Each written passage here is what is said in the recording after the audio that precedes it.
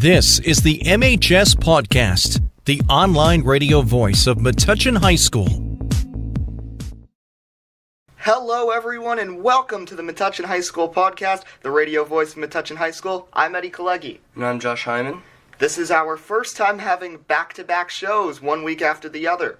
Josh, are you excited? You'll be on the whole show this week. Really, yeah, I'm very excited. Hopefully we can do more week-to-week shows. That's what we're hoping for. This week's show is a musical edition. After Josh has the school announcements in just a few moments, we'll be joined by a pair of Metuchen High School's musical elite. First, Mr. Messenger, Director of Bands here at MHS, joins the show to discuss the marching band's performance in competitions this past fall, some of the other winter ensembles that could be heard right here at MHS, and a preview of next week's holiday concert. Also, aspiring musician and Metuchen High School senior Jason Whitmore joins the show to discuss what it's like getting to do what he loves, music, right here at school. But before that, here's the school announcements. Take it away, Josh. So, starting off, this Saturday night, December 9th, is the Metuchen High School Student Council Snowball. Make sure to attend this year's semi-formal winter dance, which begins promptly at 7 p.m. Tickets are $14 in advance and $16 at the door. Continuing, another winter-themed event will be happening soon here at Metuchen High, and that will be the Winter Holiday Concert. That's next Thursday night, December 14th, starting at 7 p.m.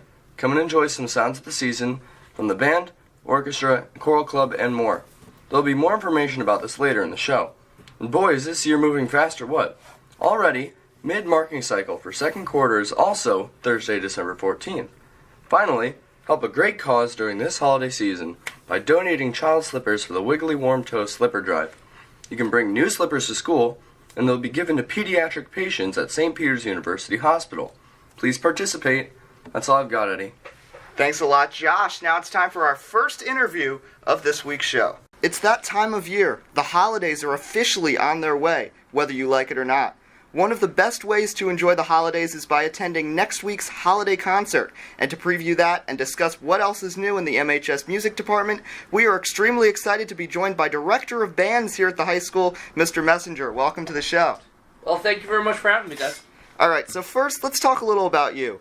When did you, as a person, first realize that you wanted to be a music teacher or even pursue a career in the arts? I think my high school band director, Tony Taffro, as soon as I joined band in high school, he was such an inspiration to me. I knew I kind of wanted to head in that direction, and then he got me my first private teacher, and then little by little things grew from there. All right.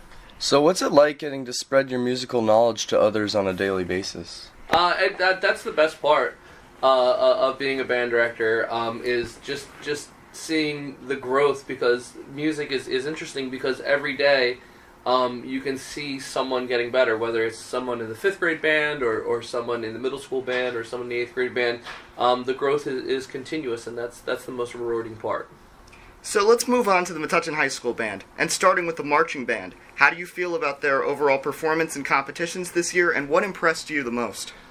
We had a really great season. The marching band is a lot of commitment, and the kids work really, really hard. It starts all the way back in June, and it goes all the way through November.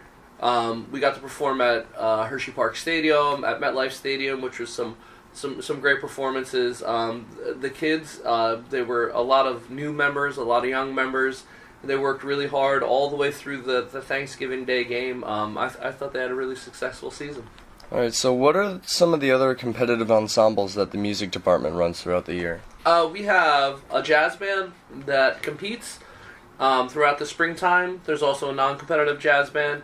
We have an indoor color guard called Winter Guard. They compete during the spring. We have an indoor marching ensemble called Indoor Winds that they'll also compete. We have a percussion ensemble. So there's both competitive and non-competitive groups that are going to last all the way until graduation. All right. And can you tell us a little more about this year's holiday concert?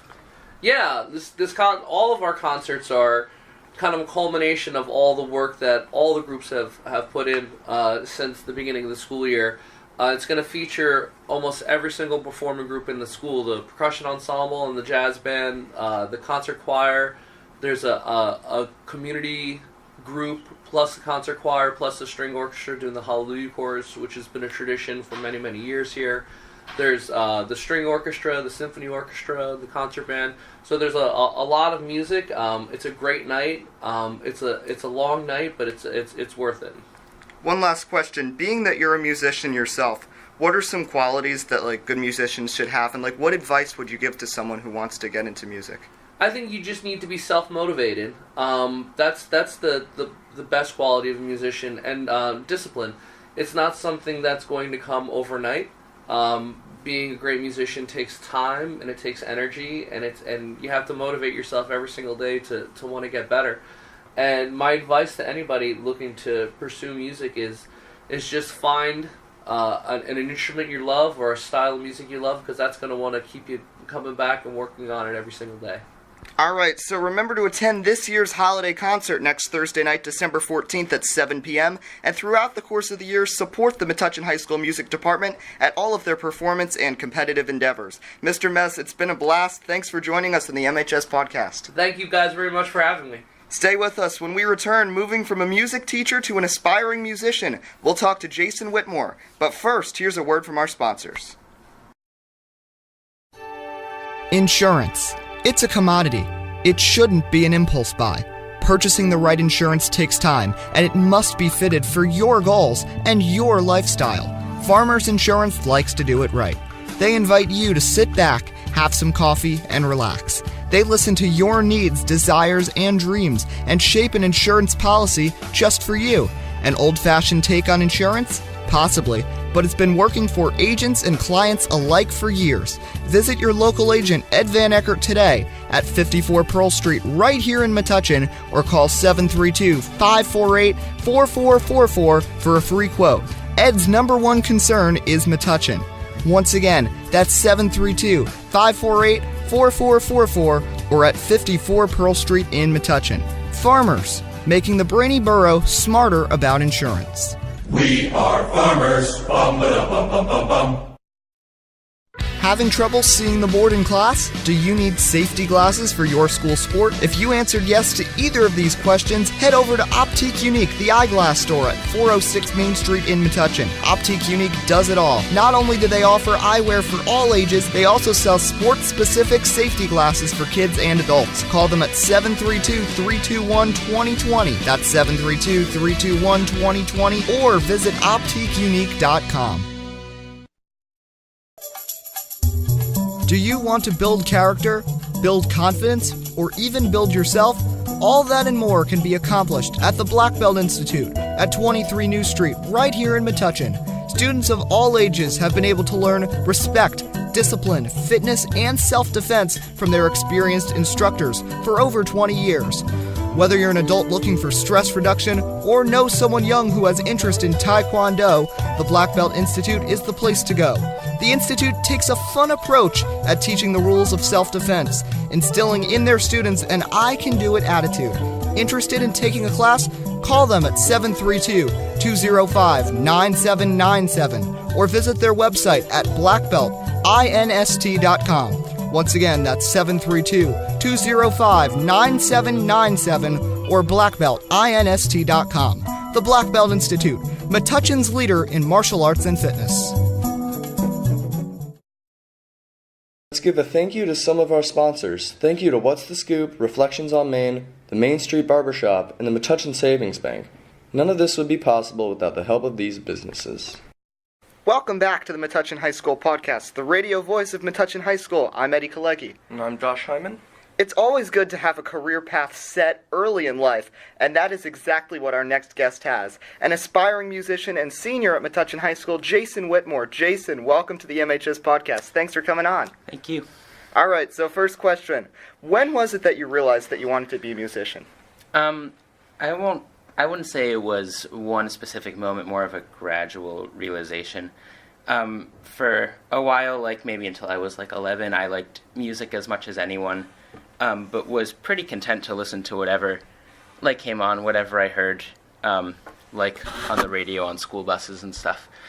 I think, let's see, I got a guitar for Christmas, I think when I was 10, and until that point, I didn't think guitar playing the instrument was much more complicated than like playing Guitar Hero, and I was confused as to why this guitar had like strings and not buttons, and I figured it out eventually, and like learned a few chords. Like GarageBand, the recording software, has like these built-in guitar lessons that you can use, which I used to help me learn.